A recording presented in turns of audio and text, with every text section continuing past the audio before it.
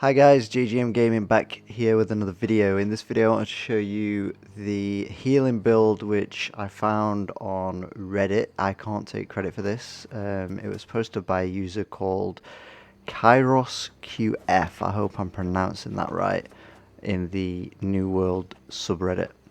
So this is for Life Staff primary build, and this is the build that I've used throughout playing New World.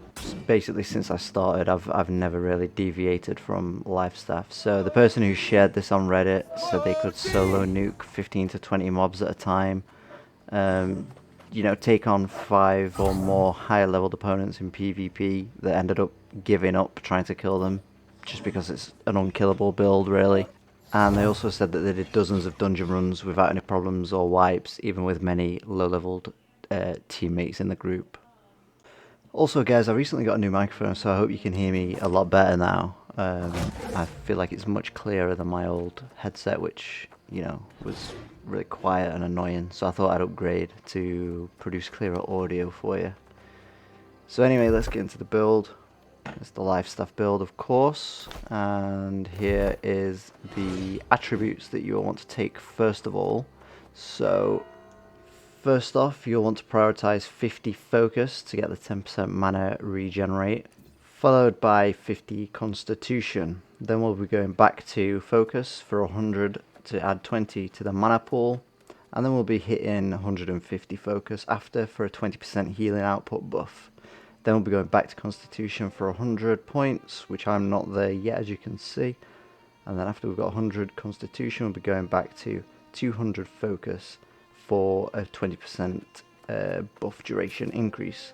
And then the rest is up to you. I advise sticking with Focus, but that's completely your choice. So now we've seen the attributes, let's take a look at the weapon mastery tree.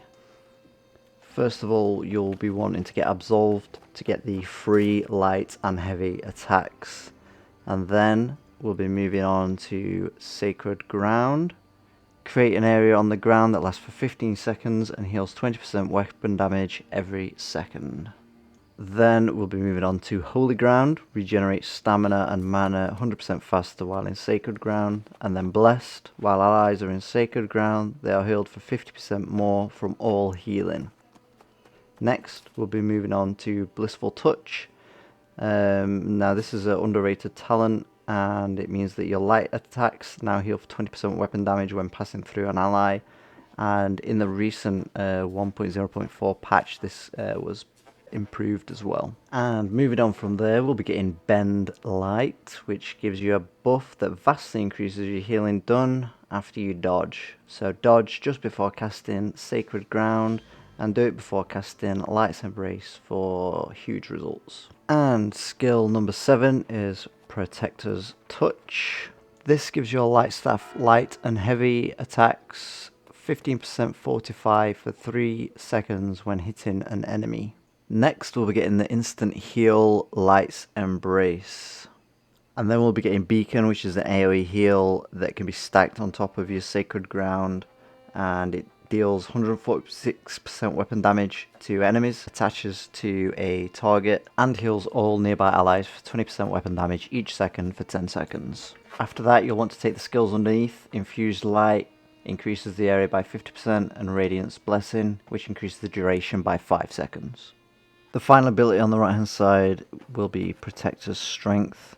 This basically gives you 10% healing for free, because you're always going to have a buff generally. So now we stop putting points in the right hand side and we move back over to the healing tree on the left. Skill 13 will be taking Revitalize. This means that when you hit with the light attack, you reduce all your cooldowns by 5%. After Revitalize, we'll be taking Sacred Protection, and this means while you're holding a Life Staff, you increase the amount of incoming healing to all friendlies in your group by 5%. Then we'll want to take Mending Touch, which means that your heavy attacks now remove 1 debuff when passing through an ally. Intensify then gives you more reason to use heavy attacks alongside your light attacks, because you get an increase in healing by 10% for 10 seconds. For skill number 17, you'll want to take Desperate Speed, which means that when you heal an ally with less than 50% health, Life Staff abilities cooldowns are reduced by 10%. And finally, you'll want the elite skill Divine Blessing, which when you heal an ally, if their health is below 50%, you heal for 30% more. Now for skill number 19, you can choose between 3 abilities. You can choose the Speed of Light, which gives you a 20% movement boost. You can get Glowing Focus, which is a 20% buff duration. And Spirits United, which increases mana regeneration for unit group members by 3%. That's up to you.